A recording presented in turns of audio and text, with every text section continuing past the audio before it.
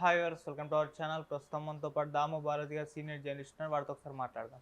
Sir నమస్కారం sir. నమస్తే. Sir, సుప్రీంకోర్టులో జానీ మాస్టర్కి ఊరట కలిగింది అని అంటున్నారు సార్. అంటే బెయిల్ మీద రీసెంట్గా బయటకు వచ్చారు. ఆ బెయిల్ని క్యాన్సిల్ చేయాలని సుప్రీంకోర్టులో ఒక పిటిషన్ వేశారు. అయితే ఆ పిటిషన్నే కొట్టేశారు. బెయిల్ మేము క్యాన్సిల్ చేయమని చెప్పేసి సుప్రీంకోర్టు చెప్పినట్టుగా వార్తలు వినిపిస్తున్నాయి సార్.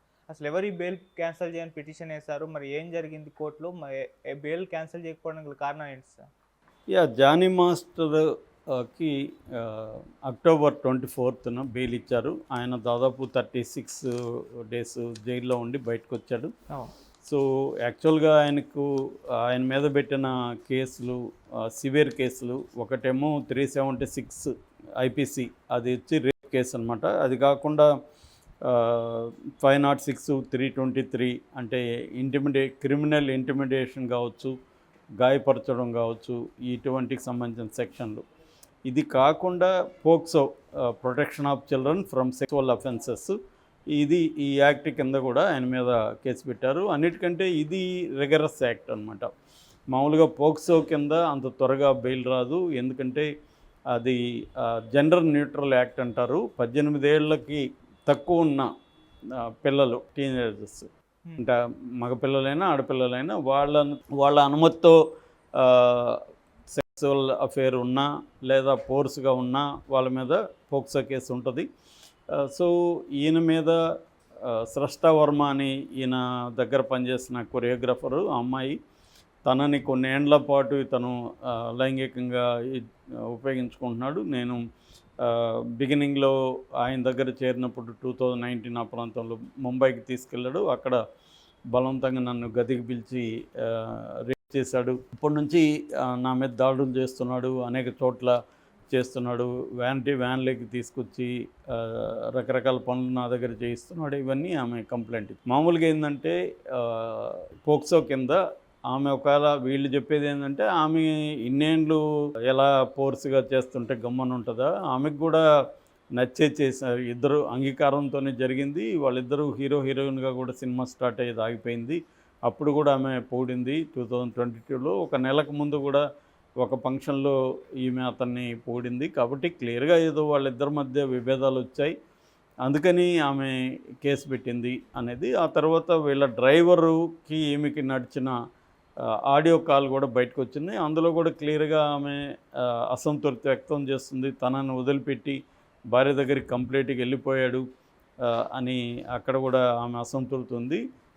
సో దానికి సంబంధించి ఆమె ప్రతీకారం తీర్చుకోబోతుంది అన్నట్టుగా కూడా దాంట్లో ఉంది. ఒక రకం బ్లాక్మెయిల్ చేస్తున్నట్టుగా కూడా క్లియర్గా ఉంది.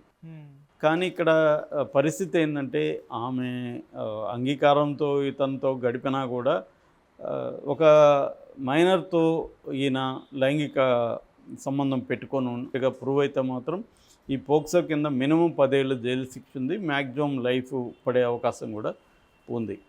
అందుకని బెయిల్ కూడా డిఫికల్ట్ అవుతుంది. కానీ ఈయనకి ఒక రకంగా త్వరగానే బెయిల్ వచ్చినట్టుగా, అంటే ఫస్ట్ రంగారెడ్డి కోర్టు రిజెక్ట్ చేసింది ఈయన బెయిల్, తర్వాత ఈయన హైకోర్టుకి వేసుకున్నాడు. హైకోర్టులో ఈయనకి బెయిల్ ఇచ్చారు. మామూలుగా అయితే ఇండియన్ క్రిమినల్ జస్టిస్ సిస్టంలో bail is the rule, jail is exception అనే సుప్రీంకోర్టు కూడా అనేకసార్లు వ్యాఖ్యానించింది. అంటే ఏ సందర్భంలో బెయిల్ రిజెక్ట్ చేస్తారంటే ఈ వ్యక్తి ఫ్లైట్ రిస్క్, అంటే విదేశాలకు పారిపోతాడా, 2 సాక్ష్యాల్ని తారుమారు చేస్తాడా, సాక్షుల్ని బెదిరిస్తాడు లేదా ప్రలోభ పెడతాడు. ఈ 3 కారణాలతో జనరల్గా బెయిల్ని రిజెక్ట్ చేస్తారు. బట్ ఈయన తరపున ఆర్గ్యూ చేసిన అడ్వకేట్స్ ఈ 3 కూడా ఈయన చేసే ప్రసక్తి లేదని చెప్పడం, దాంతో కోర్టు కూడా కన్విన్స్ అయ్యి అక్టోబర్ 24న ఈయన బెయిల్ ఇచ్చింది. అయితే ఈ స్రష్టా వర్మ ఈయన బెయిల్ని రద్దు చేయడానికి తన ఒక అడ్వకేట్ ద్వారా సుప్రీంకోర్టులో బెయిల్ రద్దు పిటిషన్ వేసింది. అది నిన్న విచారణకు వచ్చింది. అక్కడ బేలాయం త్రివేది, సతీష్ చంద్ర మిశ్రా, ఈ ద్విసభ్య ధర్మాసనం, ఈ 2 జడ్జిలతో కూడిన ధర్మాసనం విచారణ జరిపి మేము హైకోర్టు తీర్పులో జోక్యం చేసుకునే పరిస్థితి మాకు లేదు, మేము చేసుకోము, హైకోర్టు అవన్నీ పరిశీలించి హైకోర్టు బెయిల్ ఇచ్చి ఉంటుంది, దాన్ని మేము చెయ్యము అని డిస్మిస్ చేసింది ఆ పిటిషన్ని. ఓకే.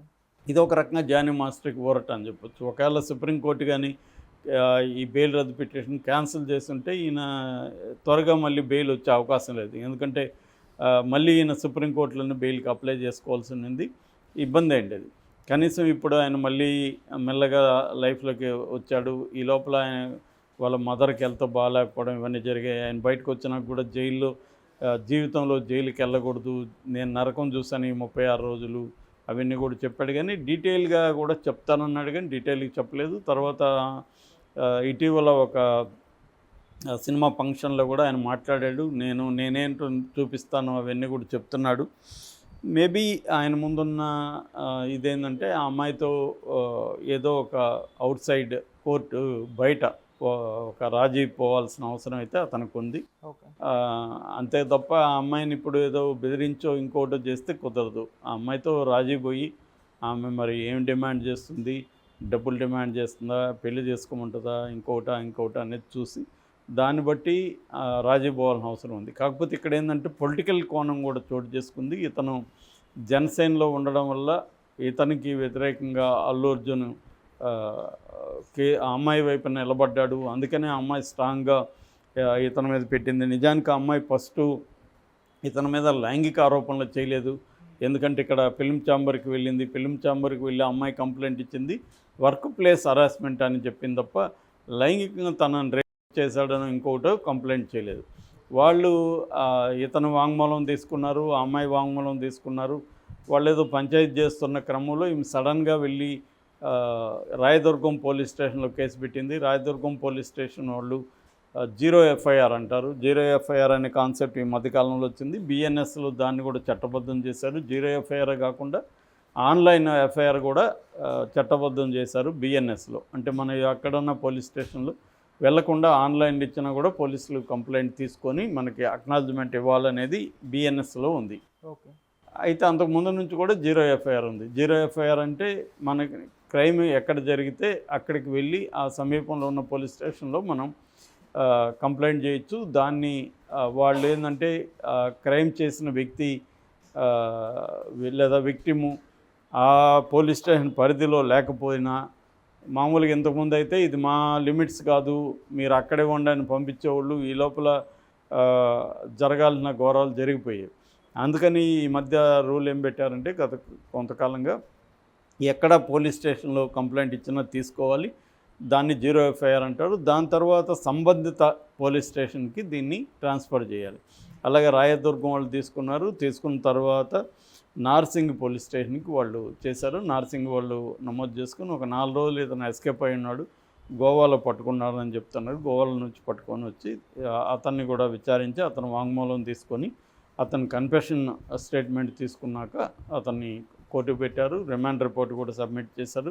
రిమాండ్ రిపోర్ట్లో ఆ అమ్మాయి ఏమేమి చెప్పింది అనే దాన్ని వాళ్ళు డీటెయిల్గా ఎట్లా చేశారు. తర్వాత ఇతను వీళ్ళ భార్య ఆయేషా అలియాస్ సుమలత వాళ్ళిద్దరూ కలిసి కూడా ఈమె మీద దాడి చేశారని, బెదిరించారని ఇటువంటి ఆరోపణలు కూడా వచ్చాయి. అయితే ఇతను జైలుకి వెళ్ళిన తర్వాత వీళ్ళ అమ్మ కూడా సీరియస్ అయ్యి హాస్పిటల్లో జాయిన్ అవ్వడం ఇట్లాంటి పరిణామాలు చోటు చేసుకున్నాయి. ఏదేమైనా ఇతను ఇప్పుడు ఒకటి లీగల్ బ్యాటిల్ చేసుకుంటుండాలి, 2 ఆ అమ్మాయితో రాజీపోయినాక క్వాష్ పిటిషన్ అంటారు, క్వాష్ పిటిషన్ వేసుకోవాలి. క్వాష్ పిటిషన్ హైకోర్టు కానీ ఆమోదించి